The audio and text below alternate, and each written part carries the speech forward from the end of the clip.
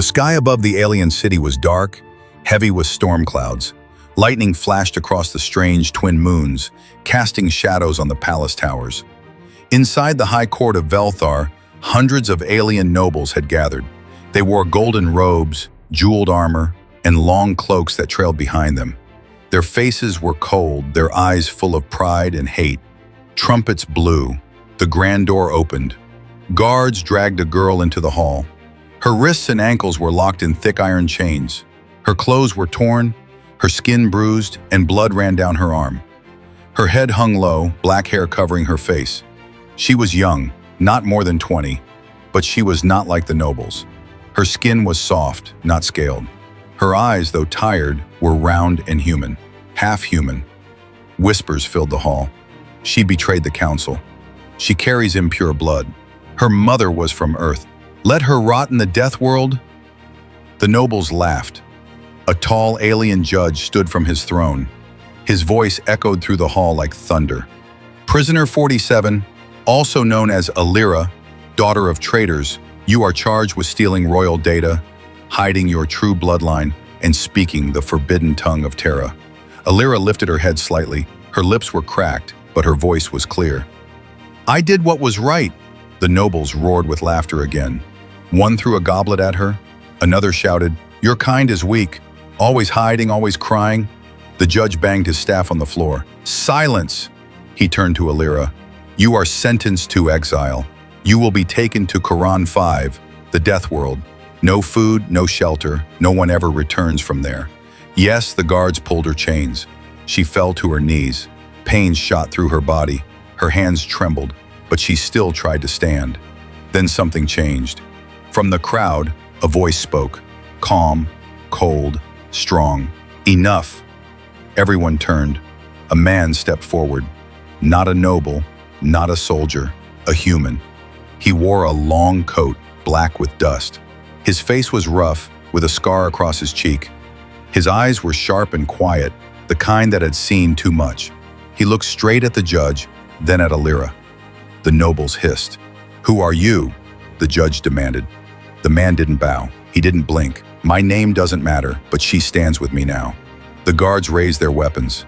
A dozen nobles shouted at once. She's a criminal? You dare break our laws? Humans are extinct. Kill him. The judge raised his hand. You have no right, outsider. This is Velthar law. The human stepped closer. The guards aimed their spears. He stopped just a few feet from Alira. She's just a girl, he said. You're afraid of a girl? The hall fell silent. One of the nobles laughed. She is dangerous. She's a child, he replied, and you fear what she carries in her blood. The judge's eyes narrowed. You challenge the court? The human bent down and she looked up, confused. Why would you help me? Because I don't like bullies, he said, and because I've seen monsters. These are just loud. Alira tried to stand again. Her legs shook, but with his help, she rose. Gasps filled the court. The judge shouted, seize them! The guards charged forward, but the human moved faster. In one quick motion, he grabbed the chain between Alira's wrists and snapped it with his bare hands. The crowd screamed. Some tried to run, others just stared in shock. The human's voice was calm again. I'm taking her with me. One of the guards lunged forward. The human caught the blade in his hand and didn't even bleed. Anyone else? No one moved. The judge's face turned red with anger. You cannot escape, human. You will both die. The man smiled for the first time. Maybe, but not today. He turned to Alira. Let's go. She nodded. Together they walked out of the great hall. Behind them, the nobles stood frozen. For the first time in many years, they were not laughing. They said no human had walked the streets of Velthar in over 100 years. But days before the trial, a ship unlike any other landed outside the city walls. It was black, old, and scarred by battle. No flags, no lights, just one man stepped out alone. His name was not known. He had no ID chip, no rank, no clan. But those who saw him remembered his eyes, cold, empty, like the deep space between stars. He entered the city like a ghost, moving through markets and checkpoints without fear. The guards stopped him. He showed no weapon, no threat, just silence. One soldier said, "Where are you from, stranger?" He replied, "Terra." They laughed. "Terra is dead." Burned in the Great War. He looked up at the alien banners, not dead, just forgotten. He stayed in the lowest part of the city, the old district, where no noble walked, where shadows whispered in the walls. He watched the towers, the patrols, the court. He was waiting, not for war, but for her. 3 nights before the trial, the stranger walked into a bar filled with alien mercenaries. Their armor was thick, their laughter louder than gunfire. They saw him and grinned. "Look what we have here," one said. "A human fossil." Another leaned close. "Should we break him? For fun?" The stranger didn't speak. He just sat. They circled him. The tallest mercenary slammed a fist on the table. "Say something, dirt blood." The human finally looked up. "I said nothing, because I was counting how many of you I'd have to break." The room went silent. Then, chaos. Chairs flew, glass shattered, screams filled the room. When it ended, the mercenaries were on the ground, groaning, bloodied. A loaning mercenary loudhouse. The stranger stood alone, untouched. The clanner stretching. "Tell us, infurate." Anyway, he looked at the bartender. "The girl, Alira, where is she being held?" The bartender trembled. "Court dungeons. A human is in the city. He defeated 5 mercenaries alone. He wears a coat made from the skin of a Drax beast." Some laughed. Others watched the shadows more carefully. The nobles didn't care. They had power. They had the law. One human didn't scare them. But in the court, everything changed. He stepped out from the crowd like smoke rising in a storm. No invitation, no fear. When he said, "She stands with me now," the air changed. The nobles saw something in his eyes, not anger, not pride, but a warning. After the escape, alarms screamed across Velthar. Soldiers filled the streets. Drones searched the skies. The Emperor himself sent death squads to find them. But they were already gone. He had taken Alira through the underground, through tunnels the nobles had forgotten. Paths only the old rebels knew. As they moved through the dark, Alira finally asked, "Why did you come?" The human didn't stop walking. "Because you called." "I never sent a message." He glanced back. "You didn't have to." She was silent for a moment, then, "Do you know who I am?" "I know what they fear. They fear what I carry in my blood." "No," he said. "They fear what you might become." They reached a hidden chamber. Inside was food, clean water, and old maps of the Empire. She sat down, still weak. He poured her water and said, "You need rest." "What about you?" "I don't sleep much anymore." She watched him. "You're not a soldier." "I was." "You fight like a machine." "I've had practice." Then she asked what had burned in her heart from the start. "What's Terra like now?" He paused, then said quietly, "It's quiet, too quiet." "Is Earth still alive?" He shook his head. "Not the way you'd remember, but something still breathes there." She looked down. "My mother came from there. She never told me much." "She didn't have to. It's in you."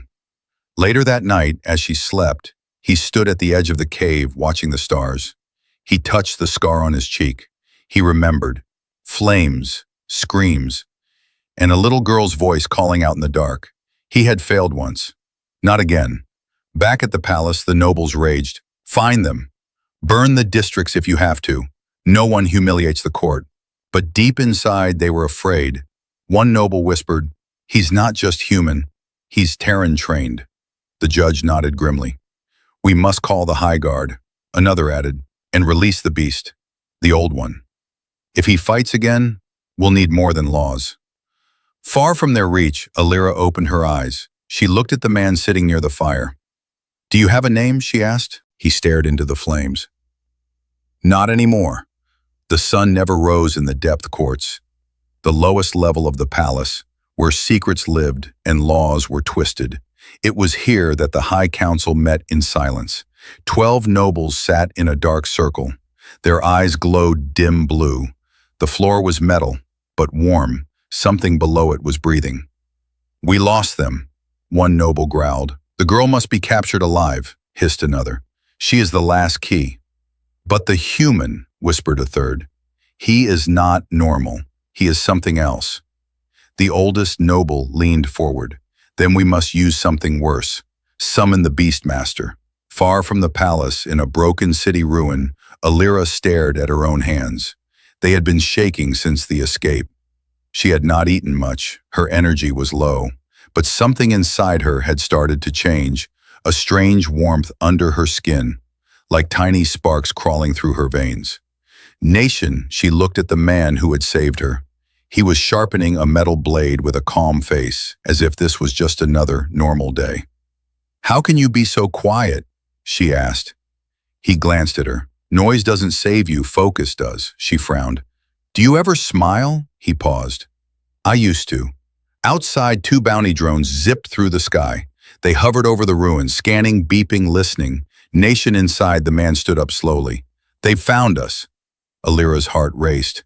"What do we do?" "We give them something unexpected." Within minutes, the ruin became a trap. He placed wires, mirrors, small bombs, and dust powder that triggered flash blasts. Nation, he stood with Alira in the open, as if surrendering. The drones entered. Nation, and exploded. The trap worked. Nation, the noise brought worse things. In the palace, the emperor watched through a wall of screens. He smiled. "Nation, they want to fight? Good." "Nation." He pressed a button. A red light blinked. A voice echoed from deep inside the walls. "Trial by combat, accepted." "Nation." Later that night, as the 2 fugitives caught their breath near a fallen bridge, the ground suddenly shook. A blue beam shot from the sky, surrounding them in a glowing circle. Guards dropped from airships. Mechs landed, surrounding them, and a speaker blared. "By ancient law, the accused may challenge the court in trial by combat. If you win, freedom. If you lose, death." The human looked up calmly. Didn't think they'd go old school. Alira grabbed his arm. "You can't fight all of them." He gave her the smallest grin. "I don't have to. I just have to survive." They were both teleported instantly into the grand arena. The arena was massive. Thousands of alien nobles filled the stands, cheering, laughing, roaring like wild beasts. Fire torches lit the sky. Alira stood behind the gate, trembling. The human stood in the center, alone. A voice rang through the speakers. "Nation have chosen." A door opened across the arena. A creature stepped out. 7 feet tall, armor like bone, teeth like blades. It carried a hammer that could crush a tank. Alira gasped. "That's not a soldier, that's a beast." The man from Terra didn't move. He just whispered, "Let's begin." The beast charged with terrifying speed. The human didn't run. He waited. At the last second, he sidestepped and kicked the beast's knee. A sharp snap echoed. The crowd screamed. The beast fell, roared, and swung the hammer again. This time, it hit the human's arm, sending him flying. Alira cried out, "No!" He stood up slowly, blood dripping from his sleeve. He picked up a small stone. The crowd laughed. Then he threw it, fast, hitting the beast's eye. The creature screamed and rushed forward blindly. The human ducked, ran under its legs, grabbed its own hammer, and swung upward. One perfect strike to the jaw. The beast dropped. Dead. Silence. The nobles were stunned. The judge shouted, "You win the first round, but combat is not over." Alira ran into the arena. "He's hurt." The human grinned through bloody teeth. "Round 2? "Wait," Alira said. "Let me fight." "No." "But you're not ready. But soon, you will be." As guards dragged the dead beast away, another gate opened. A shadow moved, tall, thin, wearing red armor. The crowd chanted, one name, Valak, Valak, Valak. The emperor watched closely now. He whispered, "Let's see if the Terran still smiles after facing a killer of planets." In the arena, Alira looked at the next opponent. Something about Valak was cold, too calm. The human looked at her and said, "If I fall, run, but if I don't, get ready." "Ready for what?" He smiled. "For your turn." Long ago, before the empire rose, the arena was used for one thing only: execution. Tonight, it felt like the old days again. The crowd was silent now, not bored, but tense. Something had changed. The nobles didn't laugh. Even the emperor leaned forward, eyes sharp. In the middle of the arena stood a man, broken, bleeding, but still standing. And walking toward him was Valak. Valak moved like smoke. His armor didn't shine. It absorbed light. His hands were covered in dark metal claws. His mask showed no mouth, no face, only a glowing red line across his eyes. They called him the Red Whisper. He had killed hundreds, never spoke, never lost. Alira stood at the edge of the arena, her heart beat like a war drum. Her body still felt weak, but her mind had changed. Something was waking up inside her. Her blood was no longer afraid. Valak and the Terran circled each other. The man from Earth didn't speak, he just watched, calm, steady. Valak moved first, a blur. In seconds, he was behind the Terran, claws swinging for the neck. But the Terran ducked, rolled, and struck Valak in the ribs. The Terran spat blood and rose slowly. "Fast," he muttered, but not fast enough. Above, the Emperor whispered to his advisor, "Send in the fire." A signal was sent. Below the arena floor, metal plates shifted, small vents opened, and flames shot out in sudden bursts. Fire traps. Alira yelled, "It's not a fair fight!" The judge replied coldly, "No fight is fair, child." Valak attacked again, now using the fire bursts as cover. He vanished in the smoke, appearing from odd angles. One claw sliced across the Terran's back. Blood sprayed. Another jab cut deep into his thigh. He fell to one knee. Valak raised both claws for the killing blow, but the Terran caught them with both hands. His body shook, his face was pale, but he held on and said through clenched teeth, "You've never fought a Terran before, have you?" Then he headbutted Valak, so hard the red mask cracked. Gasps filled the arena. Valak stumbled back, stunned. The Terran pushed forward now, fists flying, strikes fast and ruthless. He didn't fight clean. He fought like someone who had lived through wars, not games. Valak tried to recover, but the Terran kicked out his knee, slammed his head down, and grabbed a piece of broken armor. Then he stabbed it through Valak's chest. Valak dropped. The arena froze. Blood pooled around his body. The red light in his mask faded. Dead. For a moment, there was only silence. Then, chaos. Some nobles stood in shock. Others screamed. A few began to leave. One shouted, "That's impossible!" Another cried, "He killed Valak!" The Emperor rose. "Enough games!" He raised one hand. The floor of the arena rumbled. A massive gate opened, and from the darkness, something roared. Alira stepped forward. "What is that?" The Terran stood, barely able to breathe. "Their last weapon!" A monster crawled out, 12 feet tall, part machine, part flesh. Its eyes burned blue, its back held missile pods, and its arms were metal blades. The Emperor's voice boomed. "We call it Project Silence. No trial, no rules, no escape." Alira turned to the Terran. "You can't fight that. You're hurt, bad." He looked at her and smiled, weak but real. "Then it's your turn." "What?" "You have the blood. You feel it, don't you?" She nodded slowly.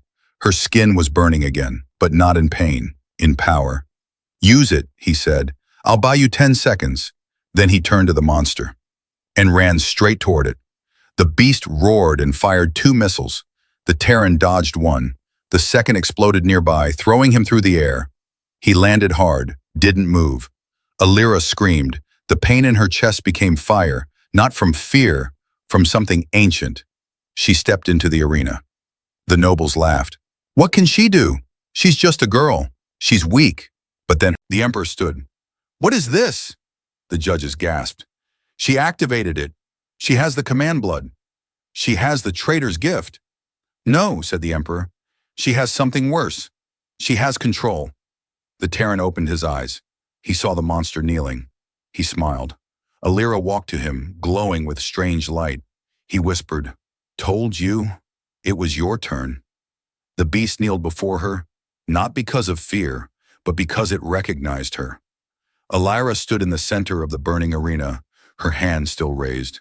The light in her veins slowly faded, but something inside her remained awake, alive. For the first time in her life, she felt whole. The nobles above were silent. Their faces were pale. Even the Emperor sat frozen, hands gripping his throne. Below them, the human lay on the cracked sand, breathing slow, wounded badly. But he smiled. "She did it," he whispered. "She really did it." Later they were gone. No one saw them leave. No one stopped them. Some said the beast helped them escape. Some said the girl flew. In the shadows of a ruined temple, far outside the city, the Terran leaned against a broken wall, trying to stay conscious. His ribs were shattered.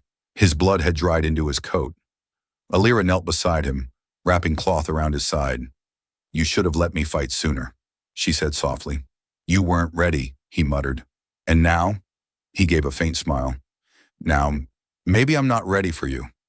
That night as he slept, Alira explored the temple. It was old, ancient, maybe even older than the empire itself. Faded symbols covered the walls. Many were in alien language, but some were human. She touched one symbol gently. Her fingers burned again, but not from pain, from memory. Suddenly her mind filled with images. A woman, tall and brave, with dark eyes like her own, holding a sword of light, a burning sky, two worlds collapsing, and a baby, hidden in a pod, sent away. She fell to her knees, shaking. That woman was her mother. The next morning, she told the Terran what she saw. "She was there," Alira said. "She was part of some war. She sent me away to protect me." He nodded.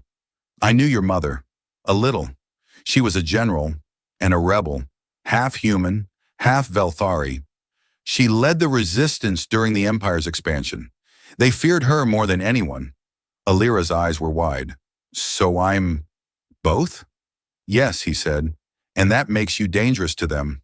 "Why?" "Because you can connect both bloodlines. You can control things neither side fully understands." Alira looked at her hands. "What am I supposed to do with that?" The Terran looked into the distance. "What your mother couldn't." Back in Velthar, the Emperor stood in his war chamber. The council was in chaos. "She controls Project Silence. She used ancient blood commands. She may have inherited the Nexus trait." The Emperor raised a hand. "Enough. One girl and one Terran should not scare this empire." One general spoke carefully. "And yet they do." A plan was formed. The Emperor ordered a full lockdown of the inner systems. He also gave one secret command: activate Protocol X. Some of the advisors gasped. One whispered, "But that would erase thousands of records." "Good," the Emperor said. "Start by erasing Earth." Meanwhile, Alira and the Terran reached the edge of the desert lands. There, hidden under a false cliff, was a small hangar. Inside, an old Earth shuttle, rusted, damaged, but still alive. Alira stepped inside. The lights flickered on. "How did you know it was here?" The Terran touched the wall. "This used to be a resistance outpost, before they were all deleted." "You think it still works?" "With a little help," he said, tossing her a power core. She smiled. "You rest. I'll fix it." He raised an eyebrow. "You can fix a hybrid starship?" She smirked. "I just commanded a war beast with my mind. I think I can handle some wires." Hours later, the ship came to life. As it hovered above the sands, Alira looked down at the broken world below. "Where do we go now?" The Terran replied. "Earth." Her voice lowered. "You said Earth might not be there anymore." He nodded. "That's true, but if it is, that's where the answers are. That's where your mother began her war." Alira looked ahead. "Then I'll finish it." In orbit, they passed through a blockade of drones, cloaked and silent. Alira focused, and the ship's signal changed. The drones let them pass. "She's learning fast," the Terran whispered. 3 days later, they reached the Sol system. Earth came into view. What they saw made Alira's heart sink. The planet was scarred, half covered in black cloud, half frozen in silence. But lights still blinked. Signals still pulsed. "Someone's still alive down there," she whispered. The Terran stared at the screen. "Then we're not too late." Alira tightened her grip on the controls. "Let's go home." High above them, unknown to both, a small Imperial satellite turned toward their ship. A red eye blinked and sent one word to the Empire. Confirmed. Long ago, before the Empire, before the war, there was a planet where all things began. Now that planet barely breathed. It was called Earth, and it was no longer home. It was a graveyard. The shuttle broke through the thick clouds of Earth's upper atmosphere. Lightning cracked across dead oceans. Ash storms moved slowly across broken cities. Half the planet was in shadow, the other half frozen in silence. Alira stood at the window, heart heavy. "This was Earth?" she asked. The Terran nodded. "Once?" They landed near the ruins of what was once New Berlin, now just metal bones and overgrown vines. Alira stepped onto the ground, boots crunching old bones and shattered glass. She looked around. "There's nothing left." The Terran shook his head. "Not nothing, just buried." He pulled out a small black cube from his coat. He placed it on the ground. It blinked 3 times and scanned the area. The screen flashed. "Signal found. Resistance Vault 07. They followed the signal through broken streets, fallen towers, and silent machines. Earth didn't speak. It watched. Finally, they reached an old iron door built into a hill of rust and stone. A faded symbol above it showed a human hand, reaching up, surrounded by stars. Alira touched the symbol. The door opened. Inside was darkness, then light. Rows of old tech lined the walls. Screens flickered. Data cores hummed weakly. Dust floated in the air like ghosts. Alira moved to a console. She wiped off the dust and touched the surface. The screen lit up with one word. "Welcome, Alira." She stepped back. "It knows me?" The Terran nodded. "This was your mother's command center." A voice came through the speakers. Female, strong, familiar. "If you're hearing this, then I'm gone." Alira froze. "That's her," the voice continued. "My name is Commander Talia Voss, leader of the Terran-Velthari Alliance. I recorded this for my daughter, the last hope for both our worlds." Alira's knees gave way. She sat on the floor, eyes wide. The message went on. "The Empire will lie. They will erase history. They will call us rebels, traitors, monsters. But the truth is this. They feared the future, a future where humans and Velthari live together, free." The screen showed images. The Resistance Army, human and alien side by side, fighting under one flag. "You carry both bloodlines. You were born from fire, forged in war. They fear you because they know you can end this." The voice grew quiet. "One day the Forbidden Ones will rise, and only you will be able to stop them." Alira looked up at the Terran. "Who are the Forbidden Ones?" He didn't answer at first, then slowly said, "Us." The vault's lights turned red. Warning sirens echoed in the chamber. "Someone found us," Alira said. "No," the Terran replied. "They were already watching." A screen showed an incoming transmission. The Imperial crest flashed. Then, the face of the Emperor appeared. "Hello again, child." Alira stood up. "You sent death squads after me. You tried to erase Earth. And yet, you returned." The Emperor smiled coldly. "That was your mistake." The Terran stepped forward. "You're afraid. I can see it." The Emperor's eyes narrowed. "You have woken something we buried long ago. Forbidden power, ancient commands. That power cannot be allowed to rise again." Alira spoke clearly. "I won't run anymore." "Then die like your mother," the Emperor said, and the screen went black. Explosions rocked the surface above. Dozens of drop pods rained down from orbit. Imperial hunters, bio-soldiers, kill squads. They were coming fast. The Terran loaded his rifle. "Can you hold the command channel?" Alira nodded. "Yes." "Then I'll buy you time." She grabbed his arm. "You can't fight them all." He looked at her calmly. "I don't need to win. I just need them to focus on me, not you." As he climbed the stairs, Alira stared at the console. The resistance system still worked. Barely. She tapped into old code, accessed a hidden folder. One file blinked. Nexus Protocol. She opened it.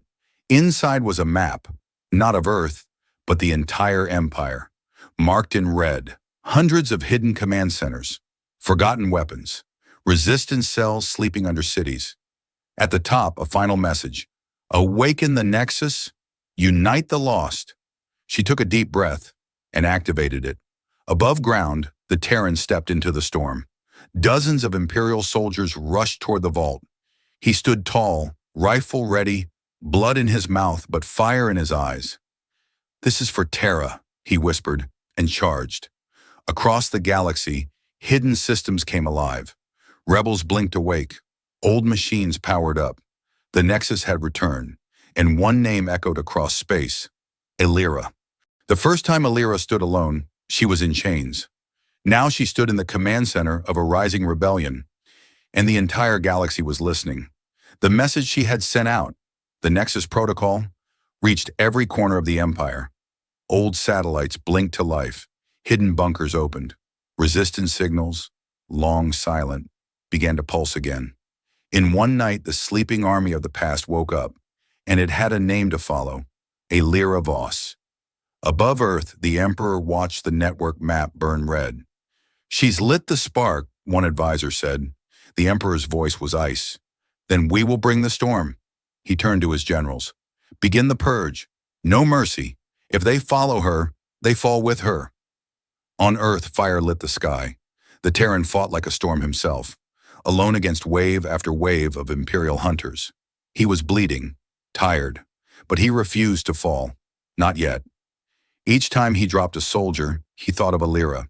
He had protected many in his life, but only once had he truly believed in someone. Inside the vault, Illyra moved fast through the systems, maps, codes, names. She was pulling together every old resistance unit. Some had gone into hiding, some were prisoners, some were waiting for a reason to return. She was giving them that reason. She sent out one simple message to the stars: "I was born between two worlds. I was raised in silence, but I will not kneel. If you hear this, rise with me." Rebel fighters across the galaxy received the signal. On old mining moons, people threw off their chains. In deep space, old warships blinked awake. Even inside the Empire itself, quiet soldiers turned and whispered, "She stands," and others replied, "We rise." Back on Earth, the fight reached the vault entrance. The Terran had dropped to one knee. His rifle was gone, his blade broken, but he still clenched his fists, ready for more. The last group of hunters marched toward him. He whispered, "Not yet." Suddenly, energy pulsed from behind him, a soft, glowing light. Illyra walked out of the vault, but she wasn't the same girl. She glowed like a star. The air around her shimmered. Her steps didn't shake. Her voice was calm. "You shouldn't have come here." The hunters aimed their weapons. She raised one hand. The weapons turned to dust. One of the soldiers ran. The others froze. Illyra stepped beside the Terran. He looked up, barely able to speak. "You did it!" She knelt beside him, touched his chest. The warmth from her hand slowed his bleeding. He smiled faintly. "Didn't think I'd live to see it." "You will," she said. "I need you. They need you." He coughed. "They don't need me." "Yes, they do," she whispered. "You didn't save me to watch me fall. You saved me so I could lead." Days later, the Resistance fleet left Earth. Illyra stood on the deck of the rebuilt command ship, the Starborn. Beside her stood the Terran, wrapped in healing mesh but alive. Rebels filled the ship. Humans, Velthari, other species who had been cast out by the Empire. They all looked at her, not as a child, not as a symbol, but as a commander. She looked out the window at the stars. "Where first?" the Terran asked. Illyra's voice was steady. "To the prison moons. We free those who were forgotten. And after that, we go to Velthar," she said. "Where they laughed when I was dragged in chains. Where they said I was nothing." The Terran nodded slowly. "You're going to end it." "No," she said. "I'm going to change it." In the Empire's core worlds, panic spread. Rebel attacks began everywhere. Coordinated, smart, fast. Like old ghosts returning from the dead. Every time the Empire tried to strike back, Illyra was a step ahead. She wasn't just fighting. She was building. Months passed. Cities that had feared the Empire now raised the Nexus banner. Children whispered her name like a legend. Her face was on every hidden wall. Illyra Voss, half-blood of fire, the one who stands.